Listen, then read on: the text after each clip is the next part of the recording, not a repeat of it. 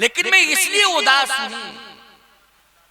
कि जब से मैं लंका में आई हूं एक ही बात का चिंतन कर रही हूं, जुह्वा से तो राम राम जपती हूं, लेकिन जब भी सोचती हूं तो मुझे जटायु जी की याद आती है कि उनका क्या हुआ, उनका क्या हुआ, क्योंकि मेरे लिए उन्होंने संघर्ष किया, मेरे लिए उन्होंने संघर्ष किया और मेरे कारण जो है दोनों पंख कटाए।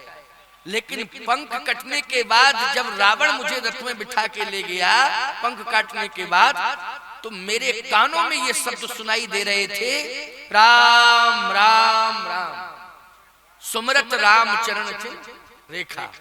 इसका मतलब उनकी श्वास चल रही थी, वो मरे नहीं थे, पंख कट गए थे, लेकिन इसके बाद क्या हुआ ये मुझे पता नहीं है। तो अगर रामादल से आए हो तो क्या जटायु जी के बारे में बता सकते हो कि वो किस कंडीशन में? अच्छा, इस बात की पुष्टि सूरदास जी ने की है। राम सूर चरितावली में सूरदास जी ने इस बात की पुष्टि की है। जैसे कबीर का साहित्य, सूरदास जी का साहित्य, कबीरदास जी का साहित्य, तुलसीदास जी का साहित्य, बोलो ये प्रमाणित है कि नहीं? ये प्रमाणित है, इनको हमें मानना पड़ेगा। जैसे तुलसीदास जी का मान रहे वैसे ही हमें सूरदास जी का भी मानना पड़ेगा और कबीरदास जी का भी मानना पड़ेगा। सूरदास जी ने लिखा है, श्री जानकी जी कह रही हैं हनुमान जी से, कहो कपी कहीं भांति जटायु, कहो कपी कहीं भांति जटायु। हे कपिराज, जटायु कैसे हैं, किस तरह रह रहे हैं, उनके बारे में अगर जानते हो तो बताओ। मैंने प्रयास बहुत किया उनके बारे में जानने का, लेकिन यहाँ कोई आ ही नहीं पाता है। लेकिन तुम आए हो तो पहले तुम मुझे ये बताओ, सूरदास के मत से श्री जानकी जी ने न तो राम जी के बारे में पहले पूछा, न लक्ष्मण जी के बारे में पहले पूछा, सबसे पहले जटायु जी के बारे में पूछा। ये सूरदास जी का मत। तुलसीदास जी का मत पृथक हो सकता है, ये मैं मानता हूं, लेकिन प्रणम्य है सूरदास जी महाराज जी। उनके शब्दों को, उनकी भावना को हम ठुकरा नहीं सकते, इसलिए हमें स्वीकार करना पड़ेगा। कहो कपि कहीं भांति जटायु, कैसे हैं जटायु जी, उनके बारे में बताओ। अब आप विचार करना, हनुमान जी ने सीता जी के दुख को दूर करने के लिए राम कथा सुनाई। कौन सी कथा सुनाई? राम कथा। हनुमान जी ने श्री जानकी जी को राम कथा सुनाई, लेकिन जब जटायु के बारे में जानकी जी ने हनुमान जी से पूछा तो हनुमान जी कहते हैं कि मैंने उनको देखा नहीं, मैंने उनके बारे में केवल सुना है, लेकिन मैंने उनको देखा नहीं। लेकिन आपने मुझसे प्रभु राम के बारे में पहले नहीं पूछा, आपने लक्ष्मण कुमार के बारे में नहीं पूछा, आपने सूरदास जी के मत से सबसे पहले जटायु जी के बारे में पूछा। तो अब मैं जिज्ञासु हो गया हूं। अभी तक मैं राम कथा सुनता था, आज मैं आपके मुख से जटायु कथा सुनना चाहता हूं। जटायु है कौन? तो याद रखना, सबने राम कथा कही है, लेकिन श्री जानकी जी ने जटायु कथा कही। समझ लेना, जटायु साधारण नहीं है। जटायु के बारे में श्री जानकी जी ने अपने श्री मुख से वर्णन किया है, सुनाया है। और वक्ता कौन है? जटायु कथा की वक्ता है श्री जानकी जी, और श्रोता है श्री हनुमान जी। न ऐसा श्रोता मिलेगा प्यारे, न ऐसा वक्ता मिलेगा। बोलो, साधारण श्रोता है क्या जो जटायु के यश को सुनना चाहता है श्रोता बन करके? वो साधारण नहीं है। वो कौन है? अनंत बलवंत हनुमंत लाल, जो ज्ञानी नामक त्रिगंडम है। वो श्रोता बनकर, जिज्ञासु बनकर हाथ जोड़कर खड़े होकर कहते हैं, सूरदास जी का भाव है। अभी तक ये चिंतन, ये विचार नहीं सुनने को मिलते हैं, क्यों भाई? है सूरदास जी का भाव है ये। इसलिए सूरदास जी के भाव में श्री जानकी जी ने हनुमान जी को जटायु कथा सुनाई। अच्छा, सबसे ज्यादा जटायु के बारे में जो घटना घटी है, जटायु के चरित्र का विस्तार हुआ है, उसकी प्रत्यक्षदर्शी कौन है बोलो भाई? श्री जानकी जी हैं, और कौन है? क्यों भाई? और रावण है तो वो कह नहीं सकता है, वो जटायु की प्रशंसा करेगा रावण? क्यों भाई? रावण भी है प्रत्यक्षदर्शी, लेकिन वो कहेगा कि हमारे चोंचे इतनी मार दी कि हम 3 घंटे, ये कहो मरे ही नहीं तो मरे ही जाते, बच गए। क्यों भाई? क्या रावण कहेगा ये? रावण नहीं कह सकता है। क्यों कहेगा ये? श्री जानकी जी प्रत्यक्षदर्शी हैं, आंखों से देख रही थी जब घटना घटी। तो हनुमान जी ने कहा है कि मां आप पूछ रही हैं, और सबसे पहले आपने पूछा है तो जटायु के बारे में पूछा। हर पत्नी पति से दूर हो जाए तो हर पत्नी पति के बारे में पूछती है। क्यों भाई? प्रत्येक पत्नी किसके बारे में सबसे पहले पूछेगी? अगर पति से दूर हो जाए, पत्नी के बारे में पूछेगी, और फिर पत्नी के बाद फिर परिवार के बारे में पूछेगी, माने पुत्रों के बारे में और परिवार के बारे में। लेकिन सबसे पहले किसके बारे में पूछेगी? पति के बारे में पूछेगी। है? पूछेगी कि नहीं पूछेगी? आपने भी स्वीकार किया कि हाँ महाराज पूछेगी, पूछना भी चाहिए, धर्म है। लेकिन श्री जानकी जी ने सूरदास जी के मत से जटायु के बारे में पूछा। किसके बारे में? जटायु के बारे में। जटायु की कितनी बड़ी महिमा है, ये अशोक वाटिका में हनुमान जी पूछ रहे हैं, सीता जी से पूछ रहे हैं, वो सीता जी वर्णन कर रही है। अब सुनो, जानकी जी ने कहा अभी तक तुमने जटायु के बारे में ही नहीं सुना है। कहा थोड़ी सी चर्चा सुनी थी, तभी पता चला कि कोई जटायु है। कहाँ सुना था? जब मैं समुद्र के तट पर था और लंका आ रहा था, लंका आने की तैयारी कर रहा था, तो उस समय अंगद ने कहा। क्या कहा अंगद ने? कहे अंगद विचार मन माही,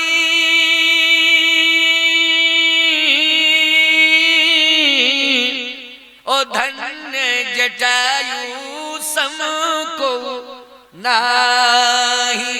लेकिन विस्तार नहीं किया अंगद ने, केवल अंगद ने इतना कहा कि धन्य जटायु सम को नहीं, जटायु के समान कोई धन्य नहीं है, कोई धन्य नहीं। तो मैं उस समय आश्चर्यचकित हो गया था कि ये कौन है जटायु। जानकी जी ने कहा कि जब अंगद ने इतना बताया है तो अंगद ने ये नहीं बताया कि वो इस समय है कहां, है कहां है वो। तो हनुमान जी ने कहा माता जी यदि मैं कह दूं तो आप ऐसा न सोचना कि कहीं कोई निर्णय ऐसा ले लो आप सुनते ही। कहे नहीं नहीं, बताओ बताओ बताओ बताओ बताओ। अंगद ने तो यहां तक कह दिया है कि राम काज कारण तनु त्यागी, राम काज कारण तनु त्यागी, ओ हरिपुर गए परम बड़ भागी। वो दुनिया में नहीं है, राम काज करते करते उन्होंने महाप्रयाण कर लिया है, वो भगवान के धाम पहुंच गए। सूरदास जी कहते हैं कि श्री जानकी जी को मूर्छा आ गई। जब ये शब्द सुना कि उनके प्राण निकल गए, ये सूरदास जी का भाव है। किसका भाव है? सूरदास जी का, कि सीता माता को मूर्छा आ गई और मूर्छित होकर के गिर पड़ी। हनुमान जी ने कहा कि मैंने पहले ही कहा था कि आप आगे मैं नहीं कहना चाहता हूं, लेकिन आपने बार बार कहा तो मैंने सुनाया। सत्य तो यही है जो अंगद ने कहा है, राम काज कारण तन त्यागी, हरिपुर गए परम बड़ भागी। वो भगवान के धाम चले गए। लेकिन माँ, मैं आपके चरण पकड़ करके प्रार्थना कर रहा हूं कि इतने महिमा मंडित महान जटायु हैं, तो उनकी कथा क्या है, उनकी महिमा क्या है, मैं आपके श्री मुख से सुनना चाहता हूं, आप कृपा करके मुझे सुनाएं। अब श्री जानकी जी सुना रही हैं। ये चर्चा अशोक वाटिका की है। कहाँ की है चर्चा? अशोक वाटिका की चर्चा है। अब हनुमान जी महाराज बार बार जब कह रहे हैं तो श्री जानकी जी आंखों में आंसू भर के जटायु की कथा सुना रही हैं। एक बात आपको बताएं, किसी के पंख कट गए हो तो वो व्यथा होगी कि कथा होगी? जल्दी बोलो। हमारी समझ में तो किसी के ऊपर प्राणघातक हमला हो और उसके हाथ पैर अलग कर दिए जाएं तो ये कथा नहीं है, ये तो क्या है? ये व्यथा है। लेकिन कथा, श्री जानकी जी कहती हैं कथा सुनो।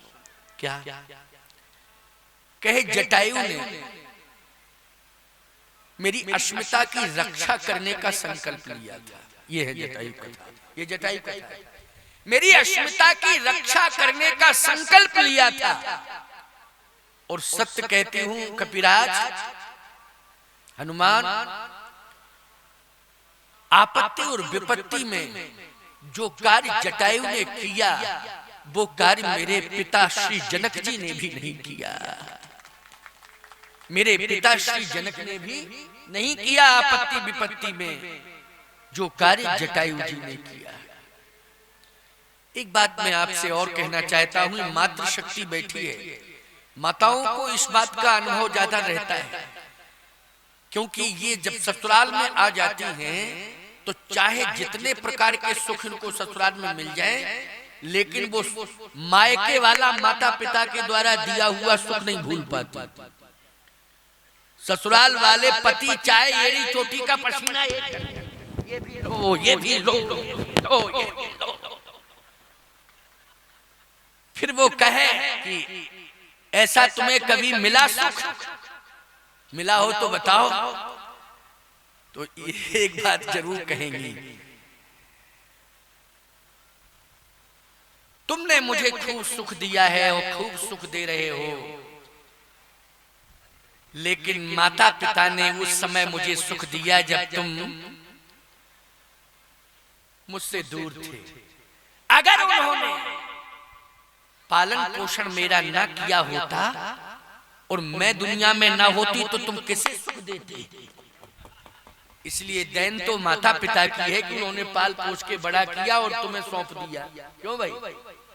अगर वो ना होते और मेरे साथ पालन पोषण की परंपरा ना जोड़ते तो हम तुम्हें कैसे मिलते हो? जब नहीं मिलते तो तुम सुख कैसे देते? तो फिर तुम्हें कहना पड़ता है कि हाँ ये बात तो सही है। क्यों भाई? ये बात तो सही है, कहना पड़ता है। इन प्रकार ये अपने माता पिता की बात को रखी देंगी और उनके सम्मान और स्वाभिमान को आपके सामने स्थापित कर देंगे। ये होता ही है और होना भी चाहिए। माता पिता हैं, उन्होंने तुम्हें पाल पोष करके इतना बड़ा किया है? उनका दर्जा अलग है। लेकिन सत्य तो ये है, माता पिता ने पाल पोष करके तुम्हें बड़ा किया है। ये सनातन धर्म का मंच इसलिए तुम्हारी प्रशंसा कर रहा है कि माता पिता ने तुम्हें पाल पोष के बड़ा किया है। और माता पिता धन्यवाद के पात्र इसलिए हैं कि उन्होंने पति रूपी परमात्मा तुम्हें दे दिया है, इसलिए वो धन्यवाद के पात्र हैं। क्यों भाई? ये धर्म मंच इस बात की घोषणा कर रहा है, इसलिए वो धन्यवाद के पात्र हैं कि उन्होंने पाल पोष करके तुम्हें इतना बड़ा किया और तुम्हें पति रूपी परमात्मा दे दिया। ये धर्म कहता है। इसलिए मैं कहता हूं कि पाल पोष करके बड़ा करो और समय से बेटी का हाथ पीला करके उसे विदा करो। ये धर्म कहता है। ये सबसे बड़ा कर्तव्य है। इससे बड़ा कर्तव्य और दूसरा हो नहीं सकता है। बेटा बेटियों को संस्कारित करना ये सबसे बड़ा धर्म है, सबसे बड़ा कर्तव्य है। अगर बेटा और बेटी आपके संस्कारित हो गए तो बोलो भाई सब कुछ आपके घर में जिम सुख संपत्ति भी नहीं बुलाए धर्मशील पे जाए सुहाए, फिर अलग से संपत्ति देने की व्यवस्था करने की कोई आवश्यकता नहीं पड़ेगी। अगर संस्कारी संतान आपने बना दी तो संपत्ति पीछे पीछे फिरेगी, प्रयास करने की जरूरत नहीं पड़ेगी, अपने आप पीछे पीछे संपत्ति आएगी। वो संपत्ति ये कहेगी कि हमें स्वीकार कर लो, हमें स्वीकार कर लो, हमें स्वीकार कर लो, ये संपत्ति खुद कहेगी। हैं? ओ अभी तुम भगवान से कहते हो सुख संपत्ति घरे आवे प्रभु, सुख संपत्ति घर, उल्टा करते हो, भगवान से मांगते हो नहीं, और भगवान से मांगते क्या हो, सुख संपत्ति घर आवे। मांगने की जरूरत ही नहीं, कोई आवश्यकता नहीं पड़ेगी। जिम सुख संपत्ति बिना ही बुलाए धर्मशील पे जाए सुहाए। धर्मशील का अर्थ क्या है? संस्कारी होना। धर्मशील का अर्थ यही है, संस्कारी होना। तो माँ बाप को भी चाहिए कि अपनी संतान को, बेटा हो चाहे बेटी हो, संस्कारी बनाओ। और संस्कार की संपत्ति यदि आपने दे दी तो ये भौतिक संपत्ति और भौतिक सुख संसाधन अपने आप नहीं प्रयास के प्राप्त हो जाएंगे, आवश्यकता नहीं पड़ेगी प्रयास करने की। इसलिए आज सीता जी को इस बात को बार बार कहना पड़ रहा हनुमान जी से कि जो कार्य जटायु जी ने किया है, विपत्ति में मेरा साथ दिया है, वो साथ मेरे पिता जनक जी ने भी नहीं दिया। तो हनुमान जी ने कहा कैसे माता जी, हम समझ नहीं पा रहे हैं। अब सीता जी कह रही है मैं समझा रही हूं, समझो। क्या? बेटी जब विपत्ति में पड़ती है, सीता जी कह रही है इस बात, हनुमान जी सुन रहे हैं। सुन कौन रहे हैं? हनुमान जी। और वक्ता के रूप में कौन है? श्री जानकी। जब बेटी विपत्ति में पड़ती है तो उसे पति की याद आती है। जब वो बेटी, किसी की बेटी यानी विवाहित हो जाए, पानी ग्रहण हो जाए उसका, तो वो किसकी याद करती है? पति की। अगर पति ही विपत्ति में पड़ा हो तो याद रखना पिता की याद आती है। बोलो बोलो। और यदि पिता विपत्ति में पड़ा हो तो जगतपति की याद आती है कि प्रभु अब आप संभालो, क्योंकि पति भी विपत्ति में है और पिता भी विपत्ति में, परिवार विपत्ति में है, अब आप संभालो। जगत। ये चर्चा कौन कर रही है? श्री जानकी जी। किसको सुना रही है? हनुमान जी को। तो मैं विपत्ति में फंसी, मेरा पति भी विपत्ति में, लेकिन मेरा पिता कौन सी विपत्ति में था? मेरा पिता, भाई पति तो मेरा विपत्ति में, क्योंकि मुझसे दूर हो गया, वो मृग के पीछे छल हुआ और मृग के पीछे दौड़ गया, और मैंने ही भेजा विवश करके, सत्य संध प्रभु बध कर यही आनो चर्म कहते वैदेही। वो विपत्ति में फंसा, देवर को भी मैंने भेजा कि जाओ अपने बड़े भाई की रक्षा करो, लेकिन मैं ये नहीं समझ पा रही हूं कि मेरा हरण हुआ तो मेरे हरण पर ऐसा कोई संसार में नहीं जो रोया ना हो, राक्षसों के अलावा। राक्षसों के अलावा संसार में कोई भी चराचर में जीव है वो सब रोए। सीता के विलाप सुन भारी, ओ भयऊ चराचर जीव दुखारी। तो चराचर के जीव दुखी हो गए। तो मेरी समझ में ये नहीं आ रहा है कि मेरे पिताजी दुखी नहीं हुए होंगे जनक जी, और यदि दुखी थे मेरा हरण सुन करके, तो जटायु जी ही क्यों आए विरोध करने के लिए? मेरे पिता जनक क्यों नहीं आए विरोध करने के लिए?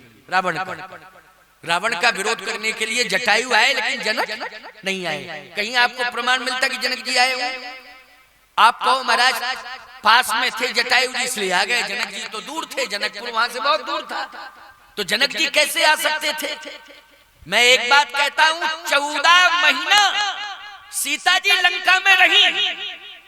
बोलो 14 महीने का समय बहुत होता है कि नहीं होता है? बता दो जरा। मैं ये मानता हूं कि घटना जिस दिन घटी उस दिन जनकपुर दूर था, जनक दूर थे, लेकिन जटायु पास में थे, परंतु 14 महीने का समय मिला था कि नहीं मिला था? बोलो। मिला था 14 महीने का समय। 14 महीने में कहीं कोई प्रमाण नहीं मिलता है कि जनक जी ने बेटी के बारे में सोचा हो। आप कहो महाराज वो लंका नहीं जा सकते थे, आप ये कह सकते हो कि वो लंका नहीं जा सकते थे। मैं एक बात कह सकता हूं कि जब जनकपुर से चलकर चित्रकूट आ सकते हैं जनक जी, तो सीता के पास नहीं जा सकते थे, लेकिन रामेश्वरम में राम जी रहे, तो बोलो जनक जी रामेश्वरम जा सकते थे कि नहीं जा सकते थे? बोलो भाई, लंका नहीं जा सकते थे, जब जनकपुर से चित्रकूट आ सकते हैं और राम जी अयोध्या से रामेश्वरम पहुंच सकते हैं समुद्र के किनारे, तो जनकपुर से जनक जी पहुंच सकते थे कि नहीं पहुंच सकते थे? पहुंच सकते थे, और पहुंच सकते थे, चर्चा कर सकते थे, पूछ सकते थे। सीता से बात नहीं हो सकती थी, लेकिन राम से तो बात हो सकती थी। बोलो हो सकती थी कि नहीं?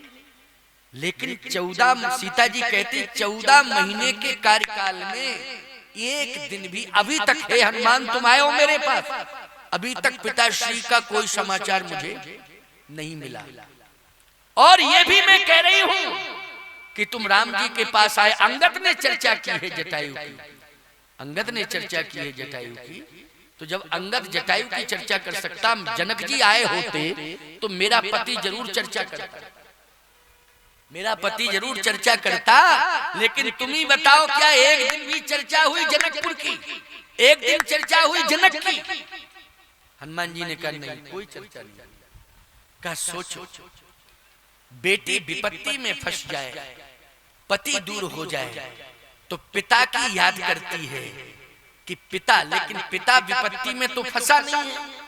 अगर पिता भी विपत्ति में फंसा हो तो किसी भी प्रकार की टिप्पणी करने का कोई अधिकार नहीं है। लेकिन पिता कोई विपत्ति में नहीं फंसा, पति विपत्ति में फंसा, लेकिन विपत्ति में पिता ने कोई ढांढस नहीं बंधाया है। विपत्ति में तो अगर मेरा पिता कोई बना है तो वो जटायु बना है। इसने कहा सीते पुत्री करस त्रासा। ये कथा कौन सुना रही है? क्योंकि जो शब्द सुने हैं श्री जानकी जी ने जटायु जी के अपने कानों से, ये जानकी जी जानती है, इसके अलावा और कोई नहीं जानता। बोलो कोई जानता है क्या? ये कथा को केवल जानकी जी जानती हैं और कोई दुनिया में जानता ही नहीं है। बस जानकी जी ने हनुमान जी को सुनाया और हनुमान जी ने फिर दुनिया को सुनाया। विस्तार हो गया जटायु प्रसंग का। बोलो हो गया कि नहीं हो गया? लेकिन सबसे पहले किसने सुनाया? जल्दी बोलो, श्री जानकी जी ने।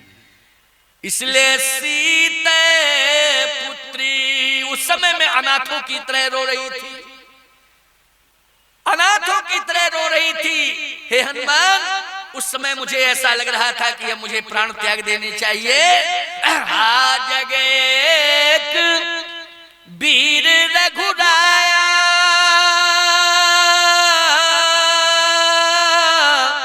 ओ कहीं अपराध विसार दाया, आरती हरण शरण सुखदायक, हा रघुकुल सरोज दिन नायक, हा लक्ष्मण तुम्हार नहीं दोषा, सो फल पायु कीन रोषा, विविध विलाप करत बई देही, भूरि कृपा प्रभु दूर शनेही, विपत्ति मोरी को प्रवहि सुनावा, पुरोटास चहिरा सब खावा, विपत्ति मोरी को प्रवहि सुनावा। मैं उस समय कह रही थी कि संसार में है कोई जो मेरी विपत्ति को मेरे स्वामी को सुना दे, मेरी विपत्ति मेरे स्वामी को जाके सुना दे। भले ही मेरे पास ना आ पावे रावण के भय के कारण, लेकिन मेरी विपत्ति मेरे स्वामी को जाके सुना दे। है कोई? हे हनुमान, दुनिया में ऐसा कोई नहीं निकला, कोई नहीं निकला। केवल दुनिया में एकमात्र जटायु निकले, जो केवल उन्होंने मेरे स्वामी को विपत्ति ही नहीं सुनाई, मेरी विपत्ति को दूर करने के लिए स्वयं विपत्ति में फंस गए वो, लेकिन पीछे नहीं हटे, स्वयं आकर के विपत्ति में फंस गए मेरी विपत्ति को दूर करने के लिए। इस धरती पर एकमात्र केवल वो जटायु है और दुनिया में कोई नहीं है। याद रखना, सुख के सब साथी होते हैं प्यारे, लेकिन असली साथी वो है जो विपत्ति में साथी बन जावे, और दुख में विपत्ति में जो साथ दे असली साथी है, असली संबंधी है वो।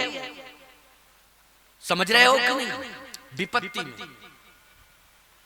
और सबसे बड़ी विपत्ति आई श्री जानकी जी के ऊपर, तो उस समय सबसे बड़े साथी के रूप में, सहयोगी के रूप में कौन सामने आए? बोलो, जटायु जी आए सामने। आए कि नहीं आए? और इस बात को सीता जी कैसे भूल सकती हैं? क्यों भाई, कैसे भूल सकती हैं सीता जी? सीता जी कभी नहीं भूल पाएंगे इस बात को। ध्यान से सुनना मेरी बात, बहुत महत्वपूर्ण बात है। बार बार कह रही हैं हनुमान जी से श्री जानकी जी कि ऐसा शब्द निकला, ऐसा शब्द मेरे कान में पड़ा कि सीते पुत्री कदसी जनित्रासा ओ करी हो जातु धान कर नासा। हे बेटी, तू चिंता मत कर, जिसने तेरा अपमान किया है मैं उसका सर्वनाश कर दूंगा। तू धैर्य धारण कर, मैं आ रहा हूं। पुत्री कह करके संबोधित किया। क्या कह के संबोधित किया? पुत्री। ईमानदारी से बताओ, बेटी दुखी हो और आवाज आवे कि बेटी चिंता मत करो, उस समय कितना बड़ा बल मिलेगा? बोलो, मिलेगा बल कि नहीं मिलेगा? बहुत बड़ा बल मिलेगा। ये शब्द ही बहुत बड़ा बल देता है। और विपत्ति काल में गिरिराज जटायु ने कहा कि सीते पुत्री करस जंत्रासा, हे पुत्री मैं आ रहा हूं, चिंता मत करो। और गिरिराज जटायु सीता जी कहती हैं, हे हनुमान, मैंने देखा कि आवाज कहां से आ रही है। तो पहले तो मैंने ये सोचा कि कहने वाले तो बहुत होते हैं दुनिया में, कि चिंता करने की जरूरत नहीं है, घबराना नहीं, चिंता मत करो, घबराना नहीं, करना धरना कुछ नहीं, बस चिंता मत करो, घबराना नहीं, चिंता मत करो, करना वरना कुछ नहीं। क्यों भाई? चिंता मत करो, घबराना नहीं, चिंता मत करो, घबराना नहीं, करना कुछ नहीं। अरे शब्द कहने से काम नहीं बनता है, काम करो, काम करो, सहयोग करो। हनुमान जी से कह रही है श्री जानकी जी, जैसे ये शब्द निकला कि सीते पुत्री करस जंत्रासा करी हो जात धान कर नासा, तो मैंने कान लगाया कि आवाज कहां से आ रही है। अरे कहने वाले तो कहते रहते हैं, लेकिन मदद उदद कुछ नहीं होगी।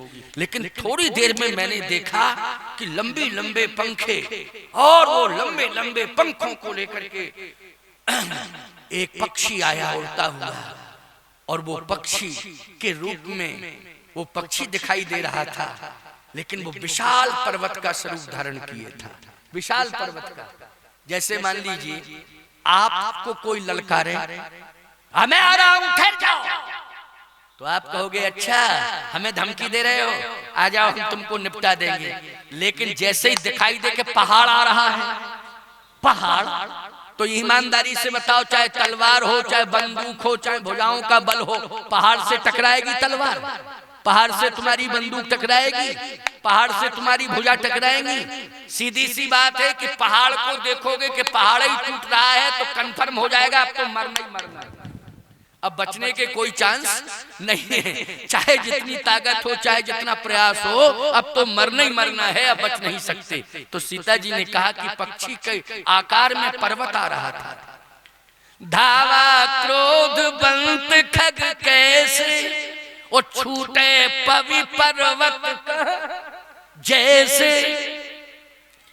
और हे हनुमान, केवल कहा ही नहीं था जटायु जी ने, फिर जटायु जी ने पास में आकर के आक्रमण भी किया, मैंने आंखों से देखा। अच्छा, चौचन मारी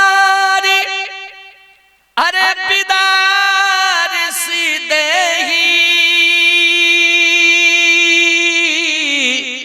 और दंडे के भई मूर्छाते ही, ऐसा प्रहार किया चोंचों से, चोंच मार के कि जटायु महान है, बलवान है। मैंने आंखों से देखा कि रक्त रंजित हो गया रावण, और रक्त रंजित शरीर उसका धरती पर गिर पड़ा। मैंने आंखों से देखा, खून की नदी बह गई, खून की नदी बह गई वहां। आंखों से देखा कि ये देखो रुधिर धार निकल रही है, नदी बह गई खून की। एक सेकंड के अंदर नदी बह गई और बेहोश होकर के गिर पड़ा रावण। हनुमान जी ने कहा, माता जी रावण गिर पड़ा बेहोश होकर? कहा, और रुधिर धार निकल पड़ी, नदी खून की धार बह निकली, जैसे नदी बह रही हो खून की। हनुमान जी ने कहा, माता जी ऐसा बलवान मैंने केवल सुना है, आपके मुख से देखा नहीं। सीता जी कहती तुमने सुना है लेकिन मैंने देखा है। तुमने सुना है, और हनुमान जी बोले सुना भी है तो आप ही के मुख से सुन रहा हूं पहली बार। ऐसा नहीं कि पहले किसी ने सुनाया, आप ही के मुख से सुन रहा हूं कि रावण को मूर्छित करके एक खून की नदी बहा दी जटायु ने। जानकी जी ने कहा बेटा हाँ मैंने आंख से देखा है, ये सत्य है। हनुमान जी हाथ जोड़ के प्रणाम करने लगे, धन्य जटायु समको नहीं, जटायु के समान तो कोई नहीं। अंगद तुम्हें धन्यवाद दे रहा हूं कि तुमने जो सबसे पहले कहा, कहे अंगद विचार मन माही, धन्य जटायु समको नहीं। आज मैं प्रणाम कर रहा हूं गिधराज जटायु को। हनुमान जी कहते हैं कि ऐसा बलवान, ऐसा साहसी, ऐसा चरित्रवान आज मैं किशोरी माँ के मुख से सुन रहा हूँ। इसलिए बार बार हनुमान जी कहते हे जटायु जी महाराज मैं आपको प्रणाम कर रहा हूँ, प्रणाम कर रहा हूँ। इस हनुमान का प्रणाम स्वीकार करो। अब बोलो भाई हनुमान जी भी प्रणाम कर रहे हैं, बोलो कर रहे हैं कि नहीं कर रहे हैं? बार बार प्रणाम कर रहे हैं हनुमान जी। हनुमान का प्रणाम स्वीकार करो, प्रणाम स्वीकार करो। सीता जी ने कहा कि एक विशेषता मैंने और देखी है। वो क्या देखी है? देखो विशेषताएं बहुत हैं जटायु में, लेकिन सुना कौन रही हैं विशेषताओं को? जल्दी बोलो। सीता जी सुना रही है। और अगर साधारण कोई सुनाता तो मैं ये मान लेता कि कोई विशेषता नहीं, लेकिन सीता जी अगर सुनावे, क्यों भाई, सीता जी अगर सुनावे तो विशेषता मानी जाएगी, मानी जाएगी कि नहीं? तो आज सीता जी सुना रही हैं, इसलिए तुम भी सुनो, क्योंकि सीता माता सुना रही हूं। विशेषता तो विशेषता है कि नहीं है? माताओं, सीता माता की विशेषता, सीता माता जिसकी विशेषता का वर्णन करें, बोलो तुम्हें मानना चाहिए कि नहीं मानना चाहिए? सीता माता स्वयं विशेषता सुना रही है, इसलिए ध्यान से सुनना। हनुमान जी ने कहा और क्या विशेषता देखी? का विशेषता ये देखी कि जिस समय रावण बेहोश हुआ, बेहोश होने के बाद जटायु जी ने अपना सिर मेरे चरणों में रख दिया। अच्छा, और ये कहा कि बेटी मुझे क्षमा कर देना, बाप को आने में विलंब हो गया है, इसलिए मैं क्षमा मांगता हूं, क्योंकि बाप को आने में विलंब हो गया है, मैं क्षमा मांगता हूं। क्षमा मांगी, बोलो ये विशेषता है कि नहीं? और इतना ही नहीं, ये कहा कि मैं पक्षी हूं, अधम हूं, मेरे पास महल नहीं है, टूटी फूटी गुफा है। जनकपुर जैसे महल नहीं है, लेकिन टूटी फूटी गुफा है।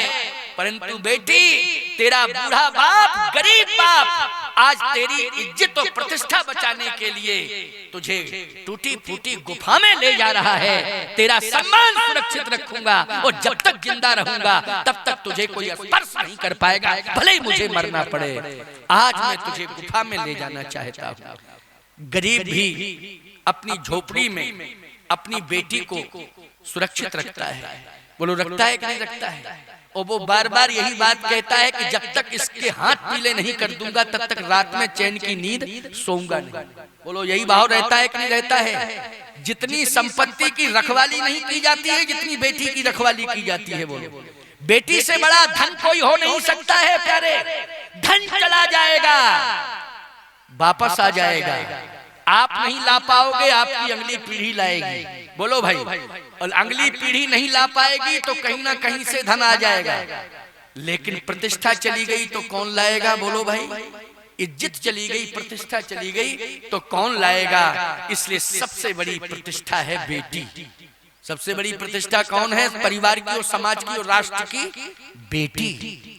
इसलिए गरीब भी अपनी झोपड़ी में चैन की नींद नहीं लेता है जब तक बेटी के हाथ पीले नहीं कर देता, उसको विदा नहीं कर देता है, तब तक वो सोता नहीं है, वो रोता रहता है। उसी दिन सोता है, चैन भर की नींद सोता है जिस दिन बेटी को विदा कर देता है, उस दिन सोता है वो। असली नींद उसको उसी दिन आती है कि नहीं आती? तो हे हनुमान, जटायु जी ने कहा कि बेटी आज मेरे पास एक टूटी फूटी गुफा है, उसमें तुझे मैं ले जा रहा हूं, संघर्ष करूंगा जब तक मैं जिंदा हूं तब तक। और मुझे सम्मान पूर्वक पंखों में भर के ले गए और गुफा के अंदर मुझे स्थापित कर दिया।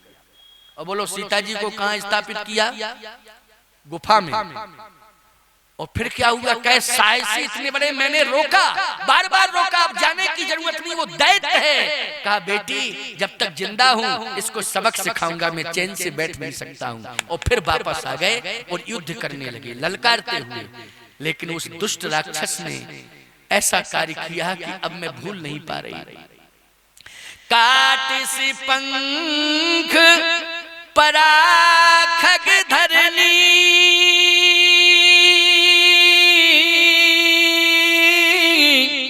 ओ सुमिरी राम कर अद्भुत करनी।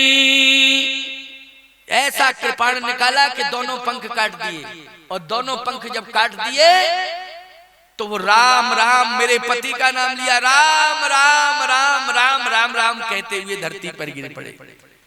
जिसके साथ इतना बड़ा प्राणघातक हमला हुआ हो और वो समझ रहा है कि मैं राम की पत्नी को सुरक्षित करने के लिए आगे बढ़ा था, लेकिन राम ने मेरी मदद नहीं कर पाई। ऐसा नहीं, सुमिर राम कर अद्भुत करनी है। राम राम राम, तुम जहां भी हो मेरे पास आ जाओ।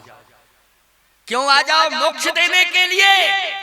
तो जटायु ने आवाज लगाई, सीता जी ने कहा मैंने सुना, मोक्ष देने के लिए नहीं, मैंने बेटी को आश्वासन दिया था। बेटी ने कहा था विपत्ति मोरी को प्रभु सुनावा, तो मैंने कहा था मैं सुनाऊंगा विपत्ति को। इसलिए जब तक जिंदा रहूंगा तब तक, जब तक तुम मेरे पास नहीं आ जाओगे और मैं बेटी की विपत्ति ना सुना दूं तब तक मैं मरूंगा नहीं। इसलिए जहां भी हो तुम मेरे पास आ जाओ, मैं तब तक जिंदा रहूंगा जब तक विपत्ति को न सुना दूं, क्योंकि विपत्ति मोरी को प्रभु सुनावा। तो मैं सुनाऊंगा विपत्ति, मैं सुनाऊंगा विपत्ति। और बोलो जब तक जटायु जी के पास राम जी नहीं आ गए तब तक जटायु जी ने प्राण छोड़े क्या? बोलो आप रामायण पढ़ते हो, प्राण नहीं छोड़े उन्होंने। और मौत आई थी, मौत को ललकारा उन्होंने, खबरदार मुझे, मैं मरने से नहीं डरता हूं, लेकिन जब तक मेरे स्वामी ना आ जाएं, मेरे प्रभु ना आ जाएं, मेरे नाथ ना आ जाएं, मेरे राम ना आ जाएं, तब तक तुम मुझे ले मत जाना, मैं अपनी इच्छा से मरूंगा। और यही हुआ कि जैसे ही राम जी आए तो मौत तो भाग गई। राम जी आएंगे तो मौत रहेगी क्या? है? मौत भाग गई और राम जी आके खड़े हो गए। और जैसे राम जी खड़े हुए, आंखों से आंसू गिर रहे थे, राम राम राम राम का शब्द निकल रहा था। ये अंतिम बात है, क्योंकि अगर हम ज्यादा लेट हो जाएंगे तो फिर वहां का कार्यक्रम प्रभावित होगा। हमको 20-22 घंटे चाहिए पहुंचने में, और शाम को इसी टाइम पर हमें कथा वहां कहनी है। हो सकता है 1-8 घंटे लेट हो जाए, लोग इंतजार करेंगे, लेकिन ज्यादा लेट नहीं हो सकता हूँ। और अभी मैंने आज प्रसाद भी नहीं पाया है, सीधा वहां से चला कहीं आ गया। तो अभी मैं पौड़ी में गणेश तिवारी के चाचा के यहाँ प्रसाद पाऊंगा, और प्रसाद पाने के बाद फिर मैं निकलूंगा। और 6 बज रहा है, लेकिन फिर भी मैं 5-7 मिनट आपको और संतुष्ट करूंगा। देखो हम कहते जाएंगे, तुम सुनते जाओगे, तुम संतुष्ट तो हो नहीं पाओगे, है ना? ये हमें पक्का विश्वास है। लेकिन फिर भी मेरी बात मानो और मेरे साथ सहयोगी बनो, जिससे मैं समय से वहां बैजनाथ धाम पहुंच जाऊं, वहां कथा कह लूं और आपका संदेश मैं बैजनाथ बाबा को सुना दूं, आपका संदेश यहां से लेके जाऊं। इसलिए आप सब जरा 5-7 मिनट की बात और सुन लो, क्योंकि बातें तो बहुत है करने के लिए, लेकिन समय का अभाव है। इसलिए आओ एक बात और सुनो। क्या? मौत भागी, मौत भाग गई, राम जी आ गए। अरे राम जी आ जाएंगे तो मौत क्या करेगी? मौत रुकेगी क्या? वहां भाग गई मौत। अब राम जी खड़े हाथ जोड़ के प्रार्थना कर रहे हैं, राम आ गया है, आपको प्रणाम कर रहा है। राम हाँ आपको प्रणाम कर रहा है। जटायु जी ने कहा, राम मैं केवल सीता का संदेश सुनाने के लिए रुका था, तुम आ गए हो तो मैं संदेश सुना रहा हूं, सुनो। नाथ दसाल यह गति कीन्ही, ओ तहि खल जनक सुतार लीनी। ले दक्षिण दिश गयउ गुसाई, ओ बिलपतियति कुररी कीनाई। दरस लाग प्रभु राखेउ प्राण, चलन चाहती अब कृपा निधान। अब मैं जाना चाहता हूं, बस संदेशा सुनाने के लिए जिंदा था। किसके लिए जिंदा था? संदेशा सुनाने के लिए। और मैंने संदेशा सुना दिया, अब चलन चाहता, अब जा रहा हूं। भगवान ने कहा नहीं, रुको रुको, अभी आप जाओगे नहीं। जटायु ने कहा क्यों? मुझे जाने से क्यों रोक रहे हो? जाने से क्यों रोक रहे हो? मेरे दोनों पंख कट गए हैं, जिसके पंख कट जाएं और वो जिंदा रहे तो कितनी वेदना होगी। बोलो भाई, किसी आदमी के हाथ कट जाएं और उसको उसके प्राण ना निकलने दे कोई, तो बोलो साथी है कि विरोधी है उसका? बोलो भाई, उसको सहयोगी मानोगे? मेरे दोनों पंख कट गए हैं, मुझे क्यों नहीं जाने दे रहे हो? भगवान ने कहा ये पंख तो मैं ही देता हूं। और जिसने, देखो एक बात बताएं, प्राण कोई भी ले सकता है लेकिन प्राण कोई दे नहीं सकता है। बोलो भाई, प्राण कोई भी ले सकता है। बोलो ले सकता है? प्राण लेना आसान है लेकिन प्राण वापस करना मुश्किल है, संभव ही नहीं है। लेकिन संसार में एक परमात्मा ही ऐसा है, दुनिया प्राण लेती है, परमात्मा प्राण देता है प्यारे, इसलिए उसको प्राणदाता कहा जाता है। बोलो कहा जाता है ना, प्राण देने वाला कौन है? जब डॉक्टर मना कर देते हैं कि भाई हमारे हाथ से गई बात, फिर ठीक कौन करेगा? तो डॉक्टर कहता है ऊपर वाला जाने, ऊपर वाला जाने। तो वो मरीज भी कहता है अब बचाओ। क्यों भाई? क्योंकि विश्वास है कि प्राण वो दे सकता है, डॉक्टर ने तो मना कर दिया। तो सीधी सी बात ये है कि प्राण ले कोई सकता है लेकिन प्राण देने वाला मैं। इसलिए मोरे जान तात कछुक दिन जी जी, मेरे लिए आप जिंदा रहो, मैं आपको जीवित रखूंगा। तो आप जीवित रह के मैं करूंगा क्या? आपकी मैं सेवा करूंगा पुत्र बन करके। आप मेरे पिता होंगे, लीजिए आप सुवन सेवा सुख, मोहि पितु को सुख दीजे। मैं पुत्र बनूंगा, आप पिता, और मैं पुत्र बन करके आपकी सेवा करूंगा। क्योंकि जो मेरे पिता थे वो तो चले गए, अब कोई पिता नहीं है, मैं आपको पिता मान रहा हूं। और वो पिता थे लेकिन मैं सेवा नहीं कर पाया उनकी, क्योंकि मैं अरण्य अभ्यारण्य का वासी हो गया और आप भी अरण्य अभ्यारण्य के वासी हैं। तो मैं अरण्य अभ्यारण्य में रहकर आपकी सेवा करूंगा और पुत्र बन करके, पिता मान करके आपकी सेवा करूंगा। इसलिए आप मेरे लिए जीवित रहो, मेरे लिए जीवित रहो। जटायु जी ने कहा नहीं नहीं, जो सौभाग्य आपके पिताजी को नहीं मिला वो मुझे मिल रहा है। क्या सौभाग्य? गिद्धराज जटायु ने कहा आपके पिता आपकी गोद में प्राण नहीं त्याग पाए, आपके पिता आपकी गोद में प्राण नहीं त्याग पाए। ऐसा मैं भाग्यवान हूं जो आज आपकी गोद में प्राण त्याग रहा हूं, उससे बड़ा भाग्यवान कौन होगा। इसलिए अब मैं जाऊंगा, मुझे जाने दो, जाने दो, जाने दो। भगवान ने कहा नहीं, कुछ लेकर के जाओ, ऐसे नहीं, कुछ लेकर के जाओ। जटायु बोले क्या दोगे मुझे? और सबसे बड़ी बात यह है कि लेना देना तो तब चलता है जब परिवार हो, बच्चे हो, तो लेना देना जब कोई है ही नहीं तो क्या लूं? यो भाई, और क्या दूं, क्या लूं? इसलिए जाने दो। भगवान ने कहा नहीं नहीं नहीं, हमारे पास जो देने के लिए है वो चाहे परिवार वाला हो चाहे बिना परिवार वाला हो, दोनों को उसकी चाह रहती है, दोनों को उसकी चाहे। चाहे परिवार वाला हो, जैसे हम महात्मा हैं, हमारा व्यक्तिगत कोई परिवार नहीं है, लेकिन हम भी मांगेंगे तो क्या मांगेंगे? भले ही धन दौलत नहीं मांगेंगे, लेकिन भक्ति मांगेंगे कि नहीं मांगेंगे? बोलो क्या मांगेंगे? भक्ति। तो भक्ति तो चाहे परिवार वाला हो चाहे बिना परिवार वाला हो, बोलो दोनों को जरूरत है कि नहीं भक्ति की? अच्छा, हमें भक्ति की जरूरत नहीं है? हमें किसकी जरूरत है? किसकी जरूरत है? गन्ना के रस की जरूरत है कि हमें गन्ना का रस पिला दो? हमें भक्ति की जरूरत है, तुम्हें भी भक्ति की जरूरत है, सबको भक्ति की जरूरत है। बोलो है कि नहीं? तो जटायु जी ने कहा कि क्या है देने के लिए? भगवान राम ने कहा कि देने के लिए तो बहुत कुछ है, लेकिन सबसे दुर्लभ जो है, भक्ति तो बहुत है लेकिन जो दुर्लभ भक्ति है वो भक्ति मैं आपको दूंगा। दुर्लभ भक्ति। जटायु जी बोले दुर्लभ भक्ति कौन सी है आपकी दृष्टि में? भगवान बोले पहले तो आप ही बताओ कि आप कौन सी भक्ति चाहते हो। तो याद रखना जटायु जी पक्षी तो थे लेकिन बहुत बड़े तपस्वी थे। देखने में जैसे काकभूषण जी पक्षी है, कौआ देखने में लगते, उनसे बड़ा ज्ञानी है संसार में कोई? उनसे बड़ा भक्त है कोई संसार में? है? गरुण महाज्ञानी गुण राशि, गरुण जी महाज्ञानी हैं, सब कुछ हैं, लेकिन गरुण को भी कथा सुनाने की ताकत रखने वाले कौन है बोलो? हैं काकभूषण के नहीं? और भक्ति जगत के तो आचार्य हैं काकभूषण जी महाराज। मैं एक बात कहना चाहता हूँ, देखने में पक्षी लग रहे हैं वो, लेकिन पक्षी नहीं है, वो महातपस्वी। बोलो है कि नहीं? और जो महान तपस्वी होगा वो ऐसी भक्ति मांगेगा कि आप सुन करके आश्चर्यचकित रह जाएंगे। कौन सी भक्ति मांगी?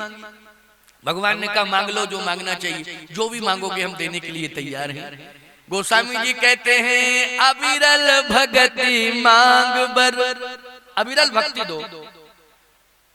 अब भगवान चुप रह गए। लक्ष्मण जी बोली ये कौन सी है अविरल भगति? ऐसी भगति कि आपके दांत खट्टे पड़ गए, अब आप कुछ बोलने की हिम्मत नहीं जुटा पा रहे। ये कौन सी अविरल भगति है? ये स्पेशल है क्या? भगवान बोले ये स्पेशल क्या है, ये तो स्पेशल में भी स्पेशल। हाँ, अब लक्ष्मण जी ने कान लगाए, ये तो बहुत बड़ा ज्ञानी निकला। इतना बड़ा ज्ञानी तो कोई निकला ही नहीं। याज्ञवल्क्य जी मिले, भरद्वाज जी मिले, सर्वंग सुतीक्षण मिले, अत्रि मिले, अगस्त्य मिले, सब मिले, लेकिन ऐसा नहीं मिला कोई महात्मा जिसने इस प्रकार से असमंजस में दिया हो। ये तो महात्मा है बहुत बड़ा। कौन सी भक्ति? बोले अविरल भक्ति। भगवान चुप हो गए। लक्ष्मण जी ने कहा अविरल भक्ति है क्या? भगवान ने कहा अविरल भक्ति का अर्थ होता है जीव ब्रह्म से और ब्रह्म जीव से एक पल एक क्षण के लिए भी विलग न हो। न जीव ब्रह्म से न ब्रह्म जीव से। अब देखिए बड़ी बोलो इससे बड़ी भक्ति हो सकती है क्या? एक पल एक क्षण के लिए भी न ब्रह्म जीव से अलग हो, न जीव ब्रह्म से अलग हो। ऐसी भक्ति चाहिए अविरल भक्ति। जैसे अविरल धार जब चलती है जल में, अविरल धार, तो इसका मतलब है कि वो उसमें रुकावट नहीं रहती। क्या रहती है रुकावट? नहीं रहती। रुकावट कहाँ रहेगी? अविरलता है उसमें, तो निरंतरता है। ऐसी ऐसी भक्ति के निरंतर जीव ब्रह्म के साथ एक पल एक क्षण के लिए भी अलग न हो। अच्छा बोलो अविरलता में जल कभी विलग होता है क्या? वो जल विलग ही नहीं होता, वो तो निरंतर प्रवाहित रहता है। बोलो भाई रहता है कि नहीं? उसी को कहते हैं अविरलता। कहते हैं कि नहीं? ये अविरल प्रवाह है। अविरल प्रवाह माने जिसमें कहीं रुकावट न हो। ऐसे अविरल भक्ति, ऐसे अविरल भक्ति कि जिसमें ब्रह्म कभी जीव से अलग ही न हो पाए। भक्त से भगवान कभी एक पल एक क्षण के लिए भी अलग ना हो, उसको कहते हैं अविरल भक्ति। ऐसी भक्ति दो। अविरल भगति मांग वर, अविरल भक्ति दो। लक्ष्मण जी ने कहा कि अब तो बड़ी समस्या आ गई, इसको कहां कहां तक साथ लेते फिरोगे?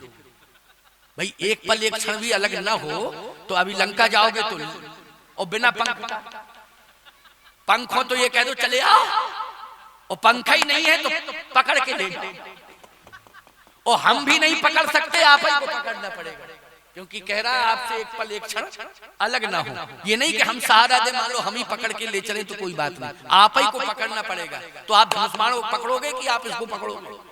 आप राक्षसों को मारोगे कि इसको बचाओगे? बड़ी समस्या खड़ी हो गई। आपने भी विचार नहीं किया। भगवान ने कहा याद रखना लक्ष्मण, जब जीव को मैं अविरल भक्ति का वरदान देता हूं तो वो जीव नहीं होता है, वो ब्रह्म ही हो जाता है, स्वयं ब्रह्म बन जाता है। वो जीव क्यों भाई? वो क्या हो जाता है? ब्रह्म हो जाता है। इसलिए गीत देह तज धर रूपा। बोलो अब गीत रहा क्या? वो तो क्या बन गया? भगवान बन गया है। इसलिए आज उस गीध को कर्म के बल पर भगवान ने भगवान बना दिया है। ये है इसलिए हरिपुर गए वो परम बड़ भागी। हरिपुर मानी बैकुंठाधिपति, जो स्थान भगवान का बैकुंठ में है वही स्थान गीधराज का हो गया। अर्थात वो स्वयं भगवान बनके चला गया, अपने धाम भगवान का ही धाम है, वो स्वयं अपने धाम का स्वामी बन गया, हरि धाम का। समझ गए हो कि नहीं? तो तात्पर्य कहने का ये है कि वो ब्रह्म नारायण नरलीला करने के लिए धरती पर है, लेकिन ब्रह्म का दूसरा स्वरूप बैकुंठ पहुंच गया। बोलो पहुंच गया कि नहीं? इसलिए वो जीव नहीं है, वो क्या है? ब्रह्म है।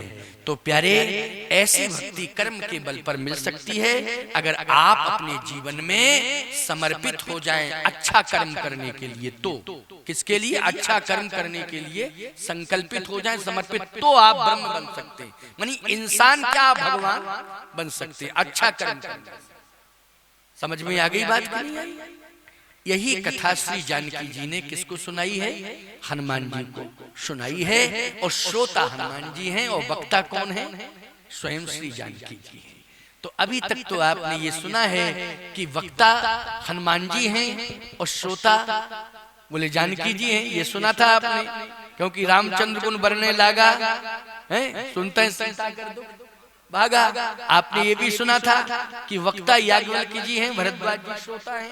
आपने ये भी सुना था कि वक्ता काकभूषण जी हैं, गरुड़ जी श्रोता हैं। आपने ये सुना था वक्ता वशिष्ठ जी हैं, राम जी श्रोता हैं। ये सब सुना था, लेकिन आपने ये नहीं सुना होगा कि वक्ता जानकी जी हैं और श्रोता हनुमान जी हैं और कथा जटायु की है। कथा किसकी है? जटायु की है। इसलिए राम काज कहे अंगद विचार मन माही, धन्य जटायु सम को नाही। राम काज कारण तनु त्यागी, हरिपुर गए परम बड़ भागी। कर्म के बल पर आपको सब कुछ मिल सकता है, इसलिए अच्छा कर्म करो अपने हाथों से, आपको सब कुछ मिल जाएगा। मंगल मस्तु कल्याण, आप सबका मंगल हो, सबका कल्याण हो। अब देखो भाई, ऐसा है कि चरण पादुकाओं को नीचे रख देना, जिनको भी प्रणाम करना है वहीं से प्रणाम कर लेना। चरण भेंट आदि जो भी करना हो वहीं पर सभी लोग कर लेंगे। और